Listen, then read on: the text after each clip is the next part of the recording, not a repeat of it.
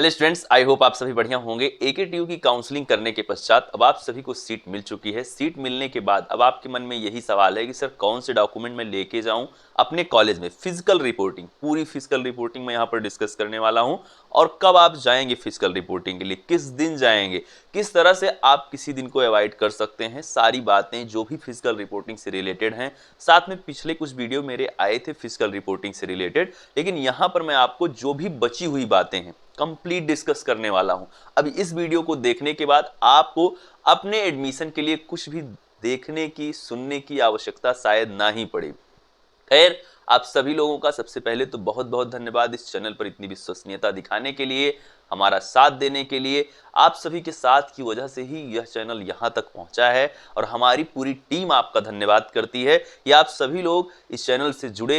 और इस चैनल पर जुड़ने के साथ साथ आप सभी लोगों के जो भी कमेंट आए वो बहुत ही पॉजिटिव रहे और मैं भी आपकी सभी समस्याओं को सुलझाने में कहीं ना कहीं सफल रहा हूं।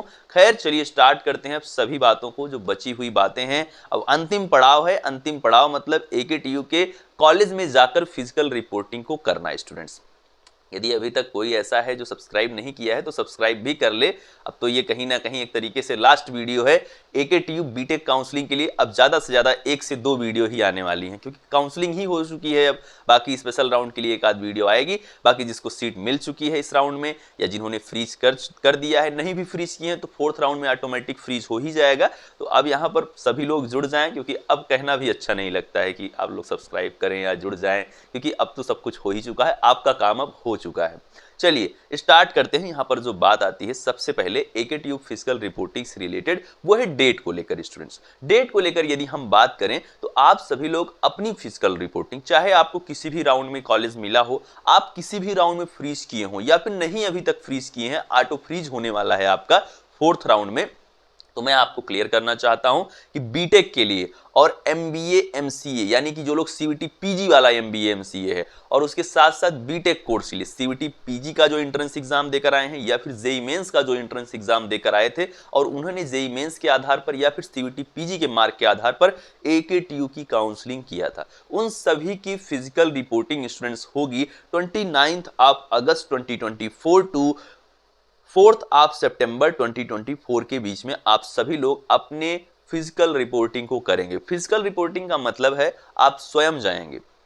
स्टूडेंट यानी कि कैंडिडेट जिसकी चॉइस फिलिंग, जिसकी काउंसलिंग हुई है, जिसको कॉलेज में पढ़ना है, वो स्वयं प्रेजेंट होगा, स्वयं जाएंगे आप। और उसके साथ साथ आप अपने सभी ओरिजिनल डॉक्यूमेंट और सभी डॉक्यूमेंट की 2-2 फोटो कॉपी लेकर जाएंगे।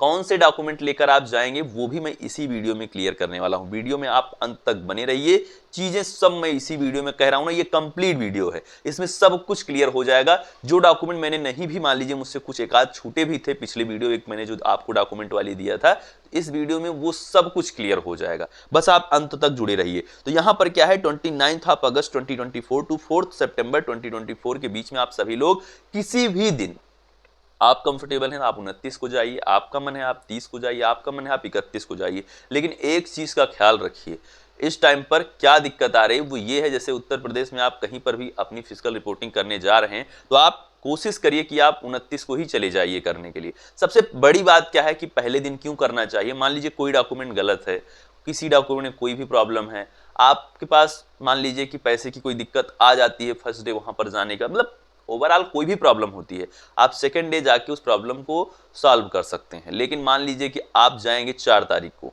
अब आपका मन है मैं सीधा 4 सितंबर को जाऊंगा, तो कहीं ना कहीं आपको समस्या आएगी कि आप अंतिम दिन जाएंगे, नहीं कोई डॉक्यूमेंट होगा आपके पास, कोई भी दिक्कत होती है, कोई आप कॉलेज चुने जो आपके घर से 200 किलोमीटर 300 किलोमीटर दूर है, और फिर आपको वो कहीं ना कहीं एक तरीके से समस्या होगी डॉक्यूमेंट को लाने में, ले जाने में। ओरिजिनल डॉक्यूमेंट क्योंकि आपके पास सभी होने चाहिए और उस सभी की 2-2 फोटो कॉपी। अभी कौन कौन से डॉक्यूमेंट होने चाहिए मैं बता दूंगा, उसके अलावा कोई एक डॉक्यूमेंट आपसे कॉलेज में नहीं मांगा जाएगा। तो कब से कब तक जाएंगे सभी लोग, 29 अगस्त से लेकर 4 सितंबर के बीच में आप सभी लोग जाएंगे, चाहे वो सीवीटी पीजी वाला हो या फिर जेई मेंस वाला। वहीं पर अगर हम बात करें सीवीटी यूजी वाले जो भी स्टूडेंट है, चाहे वो बीटेक लेटरल एंट्री हो, बीफॉर्म लेटरल एंट्री हो, किसी भी कोर्स के लिए अपनी फिजिकल रिपोर्टिंग करना चाहते हैं तो वो सभी छात्र जाएंगे 1 सितंबर से 4 सितंबर के बीच में। ध्यान दीजिएगा, 1 सितंबर 2024 टू 4 सितंबर 2024 के बीच में फिजिकल रिपोर्टिंग होगी सीयूईटी यूजी की जो परीक्षा देकर जो कैंडिडेट एडमिशन ले रहे हैं एकेटीयू के एफिलिएटेड कॉलेज या फिर मेन कैंपस में। आपको फिजिकल रिपोर्टिंग के लिए जो इंस्टीट्यूट आपको मिला है, यानी कि जो कॉलेज आपको मिला है वहीं जाना है, मेन कैंपस या एकेटीयू नहीं पहुंच जाना है, ठीक है। जो कॉलेज मिला है उसी में जाना है, मेन कैंपस मिला है तो मेन कैंपस में जाना है, ठीक है। इस चीज का आप ख्याल रखेंगे। अब यहां पर क्या है, ये प्रोसेस आप डेट मैंने क्लियर कर दिया है। सीयूईटी यूजी वाले 1 से 4 सितंबर के बीच में जाएंगे। बैचलर ऑफ आर्किटेक्चर बीआर्क वाले भी सुन लें, 1 सितंबर से 4 सितंबर के बीच में जाएंगे। सीयूईटी पीजी वाले और जेईई मेंस वाले जो है, बीटेक जेईई मेंस वाले, वो सभी लोग जाएंगे 29 अगस्त से 4 सितंबर के बीच में। यह है फिजिकल रिपोर्टिंग की डेट, मैंडेटरी फिजिकल रिपोर्टिंग। इस दौरान यदि आप अपनी फिजिकल रिपोर्टिंग नहीं करते हैं तो आपकी मिली हुई सीट कैंसिल कर दिया जाएगा।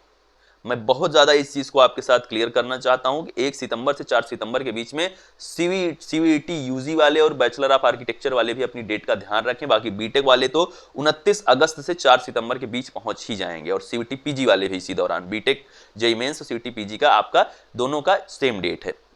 यदि आप नहीं जाते हैं तो किसी की कोई गारंटी नहीं होगी, सीट आपकी निश्चित तौर पे कैंसिल कर दी जाएगी। तो इसीलिए आप सभी लोग इस दौरान पहुंचें।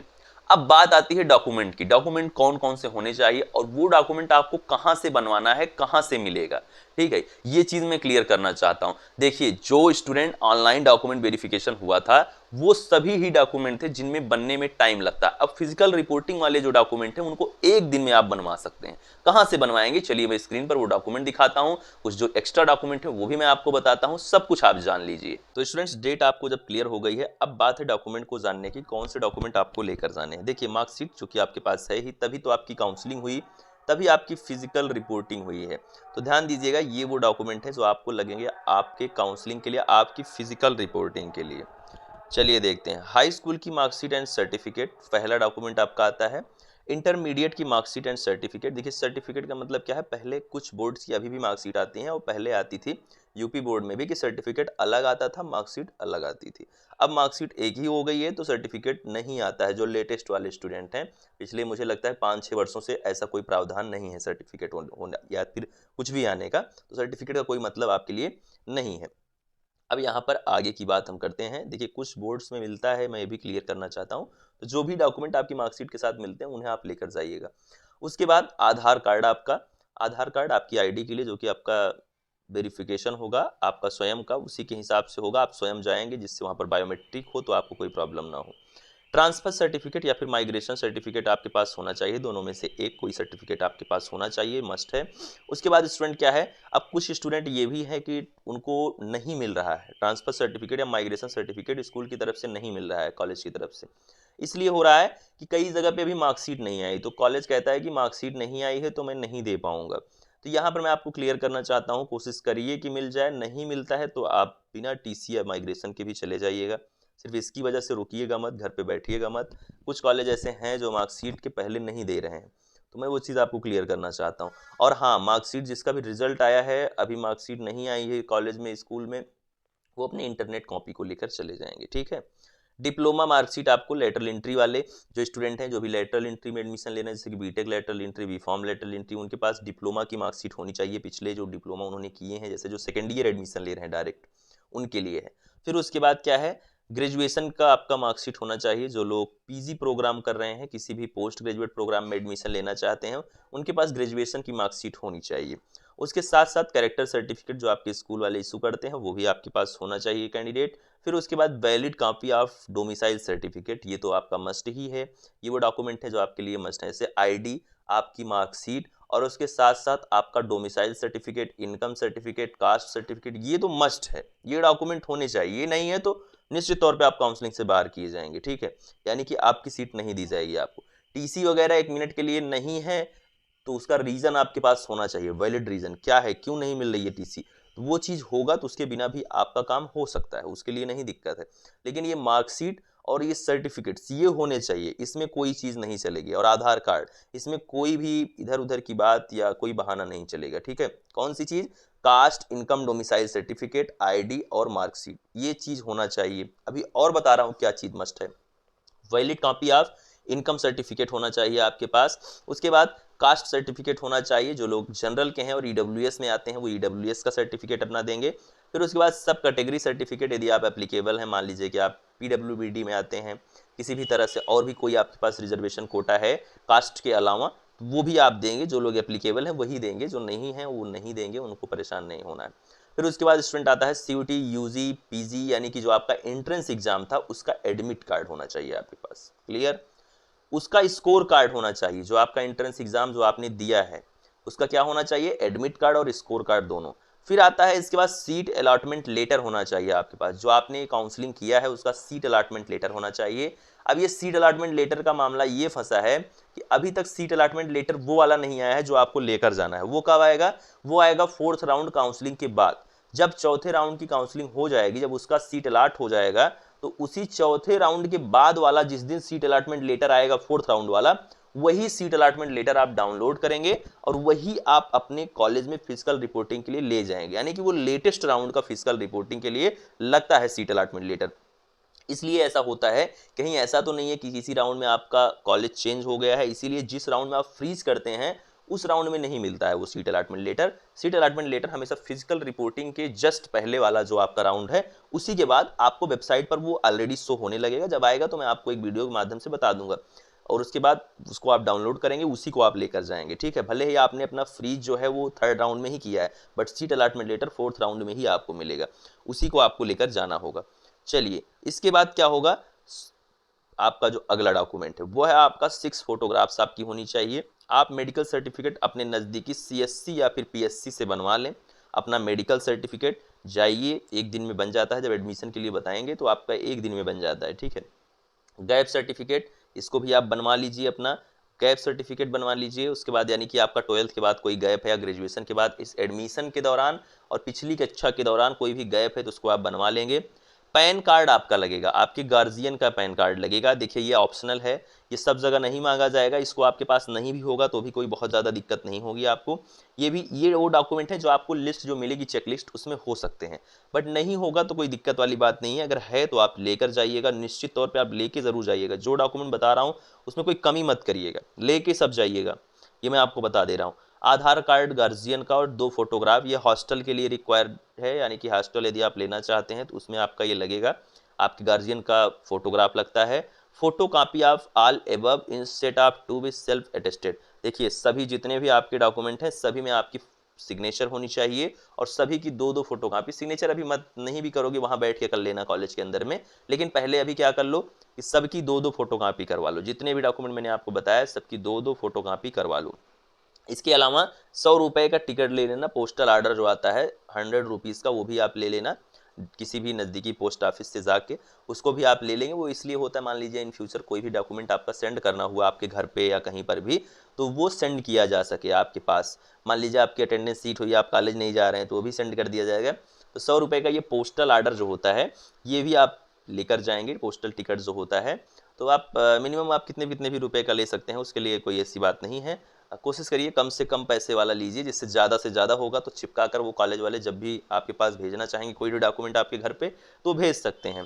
तो ये चीज़ें खैर ऑप्शनल है एक तरीके से, ये चीज़ें क्या है कि, लेकिन ऐसा ना समझिए कि इसको आप लेकर ना जाइए। ऑप्शनल बोल रहा हूँ, सब लेकर जाना है। मतलब ये है कि ये डॉक्यूमेंट नहीं होंगे तो आप दे सकते हो, बट हाँ ये है कि अब आपका आधार कार्ड, आपका गैप सर्टिफिकेट, आपका मेडिकल, आपका photograph, seat allotment letter, score card, admit card, इन सब में कोई झोल झपाटा नहीं चलेगा। इन सब को लेकर जाइएगा। बाकी कोई नहीं होगा तो चल जाएगा। मैं तो हमेशा कह रहा हूँ कोई डॉक्यूमेंट नहीं है फिर भी जाओ, बट डॉक्यूमेंट सब लेकर जाओ। इतना पहले से वीडियो बना रहा हूँ, कोई भी ऐसा इंस्टीट्यूट, कोई भी ऐसा कॉलेज हो सकता है जो किसी एक डॉक्यूमेंट की वजह से आपको भगा दे, किसी एक डॉक्यूमेंट की वजह से आपकी पूरे की पूरे एडमिशन को कैंसिल कर दे।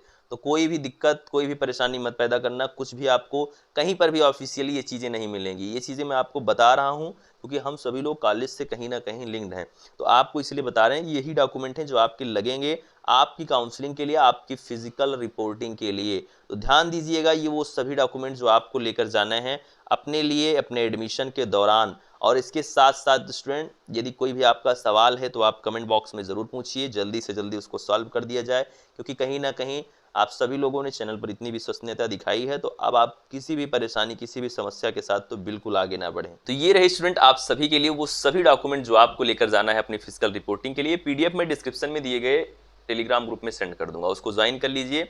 उसके साथ साथ आप सभी लोग वीडियो को लाइक करिए। और एक चीज़ और मैं आपको बताना चाहता हूँ, कोई डॉक्यूमेंट आपके पास नहीं है फिर भी जाइए फिजिकल रिपोर्टिंग के लिए। ऐसा ना करिए कि आप जाए ही ना। कोई डॉक्यूमेंट नहीं होगा, चाहे वो टीसी हो चाहे कुछ भी हो, आपके पास कोई डॉक्यूमेंट नहीं है फिर भी आप जरूर जाएंगे फिजिकल रिपोर्टिंग। कभी भी डॉक्यूमेंट की वजह से फिजिकल रिपोर्टिंग को अवॉइड नहीं करेंगे। रही बात फी की, उस कॉलेज के नंबर पे आप लोग, जो भी उनकी वेबसाइट है वहाँ पे नंबर पे कांटेक्ट करके फी की जानकारी उनसे ले लें, क्योंकि कॉलेज टू कॉलेज सभी कॉलेजेस की जो फी है वो वेरी करती है। इसी दौरान आपको अपनी पूरी की पूरी फी भी सबमिट करना होगा, ये मैं क्लियर करना चाहता हूँ। फर्स्ट ईयर जो आपकी फी होती है वो पूरी की पूरी एक साथ देना होता है। सेकंड ईयर से आप सेमेस्टर वाइज भी अपनी फी को दे सकते हैं और डायरेक्टर से बातचीत करने के बाद मामला बन जाता है कि हाँ ठीक है, आप 2 बार 3 बार में अपनी फी को थोड़ा थोड़ा करके भी दे सकते हैं। ज़्यादातर कॉलेज वो सेमेस्टर वाइज ले लेते हैं कि हाफ हाफ आप दोनों सेमेस्टर में दे दीजिए। तो आपको किसी भी तरह से कोई भी परेशानी, कोई भी समस्या हो रही है तो कमेंट बॉक्स में हमें बताइए। और डॉक्यूमेंट नहीं है फिर भी आप जाइए। डेट मैंने क्लियर कर दिया, डॉक्यूमेंट मैंने आपके साथ क्लियर कर दिया है। जुड़ जाइए चैनल को सब्सक्राइब करके। उसके साथ ही बहुत बहुत धन्यवाद आप सभी का इतनी विश्वसनीयता दिखाने के लिए, जुड़ने के लिए बहुत बहुत आभार, बहुत बहुत धन्यवाद। Thank you, love you all, नमस्कार।